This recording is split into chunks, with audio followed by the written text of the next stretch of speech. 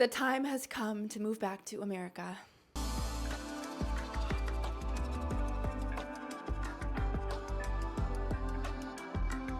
No, I'm literally kidding. I think it's so funny when I say things because a lot of times I say things while I'm in motion or while something is happening and people take it so seriously. I think one of the weirdest parts about having this type of a career is that sometimes you do forget how involved people are with your life.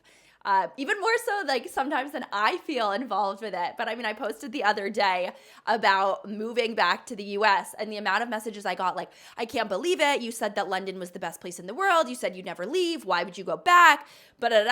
Wow. Okay, so I'm going to go over all of that in today's episode, and I'm also going to talk a little bit about some business tactics and techniques for those who are wanting to pursue entrepreneurship. Before I get into this episode, make sure you're following Chief Swag Officer, which is at Chief Swag Officer on TikTok and at Chief Swag Office on Instagram. I'm featured in our standard customized microphone cover by Rode, as well as the lapel sticker right here, and then our handheld stick. I'm really excited because of the Connecticut Girls Group. I have had someone incredible be able to make a prototype for an item I've been wanting to drop for a really long time. And I think we're gonna have samples in time for VidCon next week, which is on June 19th to the 21st. So I'm flying tomorrow from London to Virginia to then LA. So fingers crossed. So I'm going to talk about business first and then personal stuff going on. My flat is pretty much packed up. So I am leaving for like a month and a half. My lease on my place does end in September. So I'll get into that. But the other day, I was talking to my mom on the phone because what's been happening with Chief Swag Officer has been a little bit surreal and kind of crazy. So I think what most people think of when they think of this company is like, how are you doing so well when all you do is customize microphone covers? And I think as an entrepreneur, I've learned to realize that sometimes people don't have to know all of the highs and the highest highs that you have in business. We have done exceptionally well, so well that I've decided to hire a head of operations, and I'm hiring someone to help with some SOPs. Now, I have no formal business background, and I talk about this a lot throughout pretty much everything that I do. I started my career when I was 12. Also, I'm a little bit sick, which is why I feel like my voice is not 100% right now. But I started this fashion blog when I was 12. So I didn't go to college. I literally dropped out of high school. I went to New York. I did the whole starving artist thing. And over the years is how I've then really, I would say, come into my own with business and success and whatnot. Now, when I started Chief Swag Officer, I was at the end of the road with entrepreneurship and honestly influencing. Most people think you're making $1 million a month off of this, and it's crazy and honestly not true. The Connecticut thing for me has been really unusual because that honestly has made me some pretty solid income that I wasn't really expecting, and that's been really helpful as I've been able to, like build Chief Swag a little bit more. But even just to give you like for reference, randomly for like 4 months, I would get $1,500 a month from TikTok, like $1,500 to like $1,200 to $1,500 a month. Out of the blue, I just stopped getting any of it. So now like randomly throughout the month, I'll get $20, $30, $40, $50. But when you pursue this type of a career, a personal brand, etc., there is no guarantee. So you may think, oh, someone has 1,000, 100,000 followers or 200,000, they're making millions. It's just not true. There are too many people in this industry doing the same thing for every single one of us to be making hundreds of thousands of dollars a month. Now, people who do the best are, in theory, people like myself who have multiple different avenues of their business as a personal brand. I have spent the past week and a half hiring people because of this book that I read called Buy Back Your Time. I highly suggest you get it if you want to or are currently an entrepreneur. It's a phenomenal book. I decided that the amount of time I was spending on tasks that I didn't need to be spending my time on was really draining me and making me quite depressed, have a lot of highs and lows, and not a good use of my time as the founder of this book. And then I decided I needed to start hiring people. So I hired someone amazing like a week and a half ago, and then he had just had a baby with his wife. And like after a week and a half, he's like, actually, I can't do this anymore. So that delayed us a week. So I've been spending pretty much all of my time on one task a week. If you know me or you see a lot of what I do, I really am a serial multitasker. And a lot of people say that multitasking actually doesn't mean that you're doing better in your life or your job because you're very busy with tasks. And so I have realized that is a very true. Now, what this book says that I think is very critical is it says that any task that you are spending like an hour or 2 hours of time on that you would charge $100 or $200 to if they were to hire you. For example, for me, I was spending hours of my week editing video content for Chief Swag Officer, editing video content for my Connecticut stuff, and that was just taking so much of my time. So I finally think I just hired like 2 to 3 people freelance to do that. I would charge someone $100 or $200 an hour because I effing hate video editing and it takes so long. And so anything that you would charge someone $100 plus an hour, find someone for $10 to $15 an hour to do it for you. Now, anyone who's starting a company financially, you have to be obviously cautious, but you have to make a lot of calculated risks. I talk a lot about how Chief Swag Officer from the beginning did do really well, and we have done extremely well. We did take out a loan from Shopify for about $4,000, and we went through that loan. Now in e-commerce, when you're dealing with product and development and customers, there are a lot of charges, a lot of things that I wasn't even expecting. Even last week, I got a massive order for our VidCon product. And I've had like in London, a crazy customs charge I wasn't even expecting. And I'll have things like that happen all the time. And so I think just being on your toes and being prepared, and especially if you're someone like me who doesn't come from anything, I've always felt extremely, what I would consider to be, I've always felt extremely controlled by money. I think when you don't come from anything, it's such a big goal to have aspirations to make a lot of money, so much so that you do feel like sometimes you are controlled by it. And I've realized that my whole entity as a human being is defined by my career.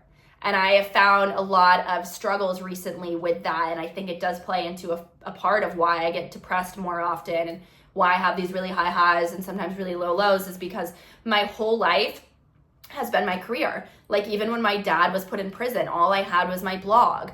Even when, my sister and I have a 16-year age difference, I grew up pretty much alone. Like my career from such a young age was such a huge part of my identity. And so now as I've gotten older, I faced a lot more anxiety of the decisions I'm making in business. Are these right? Are these wrong? I pull out of my savings decently recently because I'm not taking any salary from Chief Swag Officer, and because the influencing thing is really hit or miss, right? Even if I make $2,000 a month, that $2,000 goes to my rent.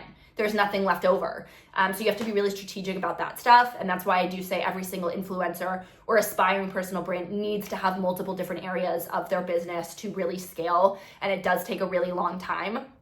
But something that's really helped ground me during those moments where I just feel really out of control is I honestly just close my eyes and I think to myself that I can only tackle what I have in front of me. And I know that may sound really silly, but a mix between that and then writing in, my friend Mimi, she started this company, Intelligent Change. She was also on Dare to Be Fearless. If you want to listen to her episode, it was great. Writing in that, how I view myself as a founder versus how I view myself as a person. I want them to be similar, but they are different. The person that I am as a human being, right, versus the person that I am and operate as in business is a bit of a different person. And so when you are someone like me who defines yourself by your career success, I do think it's really important to separate the two to keep yourself mentally sane and not to get so defined by money. Anne Malum, who sold Solid Core, she spoke at a previous Be Fearless Summit, and she's amazing. She talks a lot about money on her page and how to have a really healthy relationship with money. I just think it is so hard when you're a founder to be able to not be so controlled by how you're doing in your business and then financially how it's doing. Now, Chief Swag Officer has been really interesting for me because it's been my first e-commerce venture, and we've gotten really lucky off of the bat to be successful so far. But that doesn't mean that like I'm making millions of dollars a month. And also hiring people now, I've had to think like, okay, we can't really afford to do that because all the product, every time you make a product, right, you have to pay the vendor for that, and there's the shipping. So our margins are really good, like 70 to 80% for the most part on our items. Like on our margins.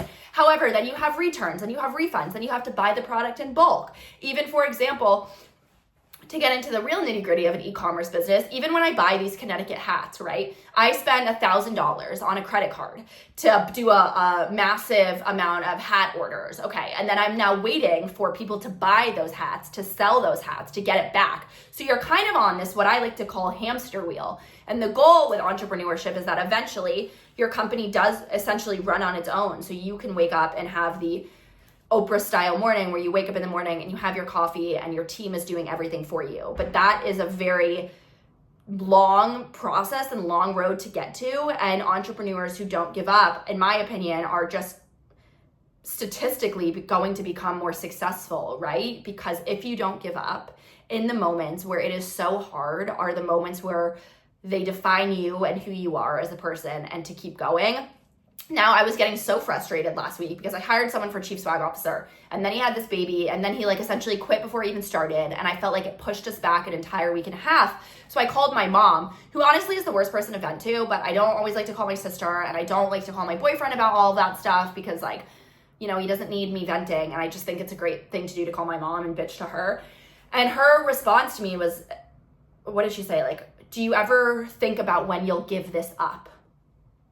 Asking an entrepreneur when they're ever gonna give up is like asking my mom, who's now retired, but she was a nurse, are you ever just gonna give up on your career? I'm defined by this career, which is a good and a bad thing. And I'm trying to get better at not being a fully defining thing of me, right? However, the amount of times people are going to ask you that, they are going to think that you are crazy. You are going to think that you are crazy. I said to my mom, I really don't appreciate when you say that to me because number one, I have nothing else. My career is me. And the highs and lows of entrepreneurship are really do what make or break you as a founder, and are why some founders do persevere and why some don't. But my mom said after that, your dad and I always wonder how you are able to just keep bouncing back. And honestly, it is so true. I sometimes have no idea. I just think I love business and I believe in myself more than anything. It doesn't matter what the idea is, but I know that I have so much potential. And I would never want to deal with the guilt of thinking I gave up on something that had potential because I couldn't get out of my own way. That's why I decided to hire, a head of operations for chief swag officer. I'm hiring someone to do content creation, all of those things, because I have been standing in my own way for a bit with this company, not wanting to give control up. And I've realized that even financially, if we can't necessarily afford a full-time hire, it's a necessary thing to do. And I will find out how to keep this person on the team, on board 24/7, because that is the only way to scale a business. And not having a co-founder, you have to make these decisions on your own. And they're a lot heavier and a lot more intense. And you just have to decide what are the right decisions and not think too much about your decisions. I have had something in the past that I've done, which is where I think way too hard on my decisions. I stall on doing certain things, anxiety, not wanting to pay the money, etc. Also a terrible trait to have as an entrepreneur. If you find yourself stalling about things or holding on to certain things or not wanting to give them control, you're standing in your own way. And a lot of people will do this for years and then their company either bombs or it had so much potential and they can't get out of their own way, so they can't scale it. If you find yourself sitting on a decision that's taking more than 5 to 10 minutes, reevaluate that, or even ask ChatGPT what's the best decision here and literally figure out how to get it done. There is no reason to mull over decisions, especially financial decisions. Your gut, for the most part, will tell you enough about what it needs to tell you. And the funny thing with entrepreneurship is I would say that pretty much every single founder knows in their gut what the right decision is. And you know this because you know yourself and you know your work. So choose and make those decisions fast and efficiently and hire and fire fast so that you can get your business done and make it scale, and or find out if it doesn't scale. As I've been essentially, for the past few months, pulling out of my savings or doing whatever needs to get done to exist while I build chief swag officer, I have constant fear of whether or not this is going to work out. I hate when my mom asks me things like, basically, when are you going to give up? I don't even know what that means, because it's give up on what? Whenever someone asks an entrepreneur, when are you going to give up?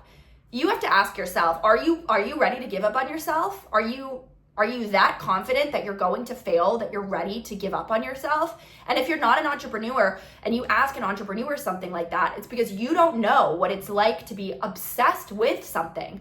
Most people go to work and they get a paycheck and they go home. And a lot of the time, don't get me wrong, I wish I had that. To be honest, there are days where I'm like, oh my God, I wish I could just go home and have money in my bank account and then go to work the next day and I don't have to think about it. But that's not how it goes. If you are a true entrepreneur, then that obsession you have with essentially becoming successful on your own is enough to drive you to figure out what the right idea is and keep trying until then.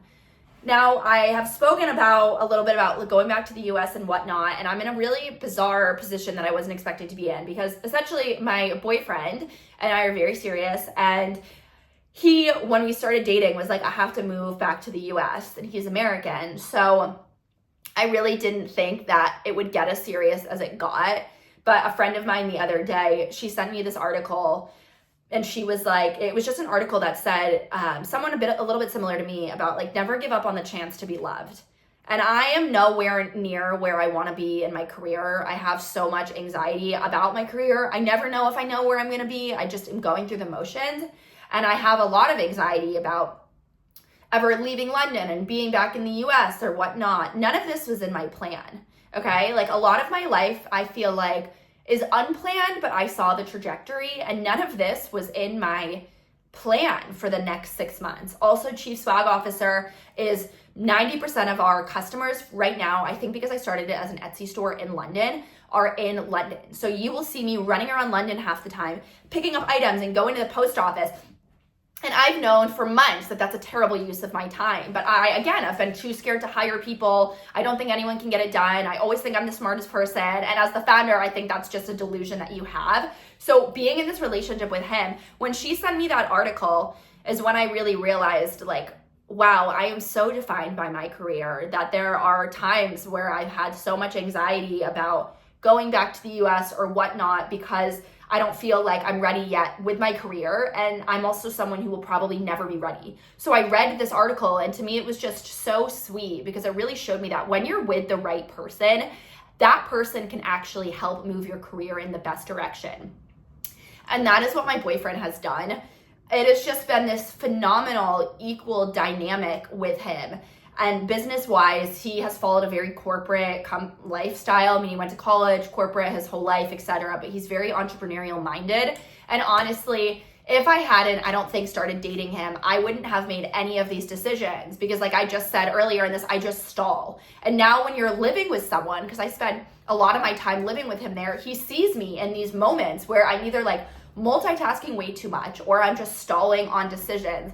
And he has just been so instrumental in making me see the vision and taking more risks, but like risks that really have strong rewards. So my plan is I'm leaving to London tomorrow. I also have to go to LA, and then I'm going to spend probably most of the summer in the US. We are moving into a house there. And I don't love Virginia. I've never spent a lot of time in Virginia, but I'm able to be flexible, and I keep going back into that mindset of like, never give up the possibility to be loved.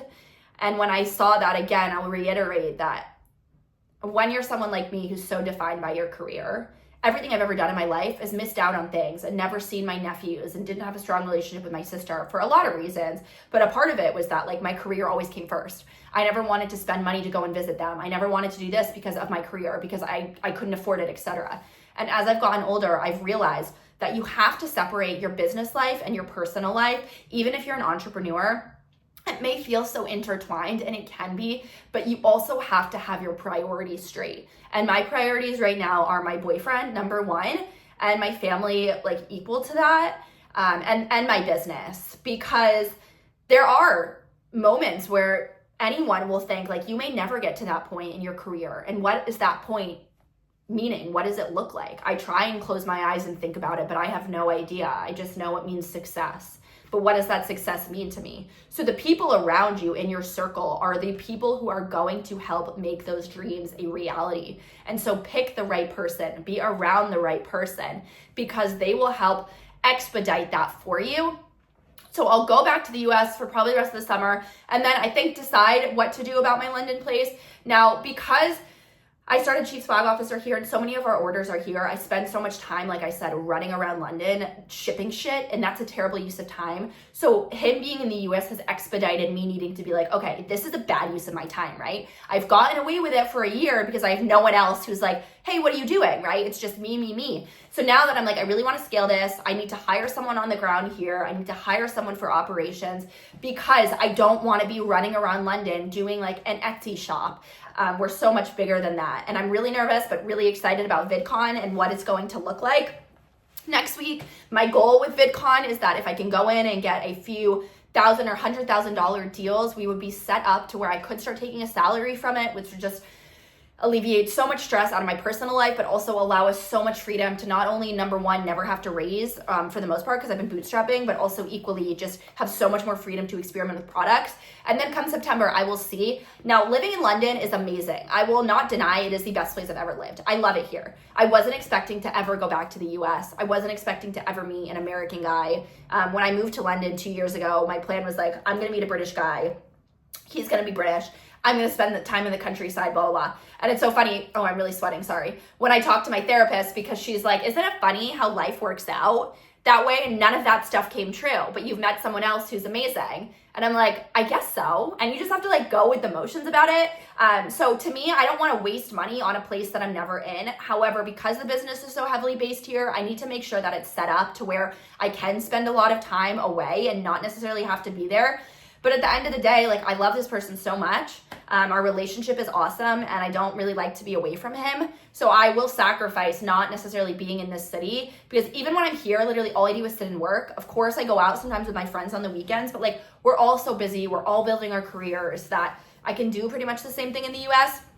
But my career is still equal to everything else going on in my life and does pretty much take priority. So if I need to come back for a month or 2 months, I just will. I'm not opposed to it. I still have my place until at least September, and then I'm gonna go from there. I don't think big decisions need to be made like that. You can just go with the flow. And if you're with, again, the right person, you're gonna find that that person will support every single element of your life and your career, and you don't have to give up the chance to be loved. So I have to go speak at Tech Week right now. I have all of my suitcases though packed to basically move in for the summer. So we'll see how that goes, just being in Virginia. We're going to Asheville, we're going to Santa Barbara, and that'll be nice. I've been in London for like 2 years and in the US for a while, so it'd be nice to like do that with a partner. I'm excited about that. So yeah, so wish me luck. I have to go speak at Tech Week. Make sure to follow Chief Swag Officer and Dare to Be Fearless on all social media platforms. And if you want to get your own customized microphone cover or handheld stick, head to the show notes or the video notes for a discount code off of your first cover. And I'll see you back next week for a new episode of the show.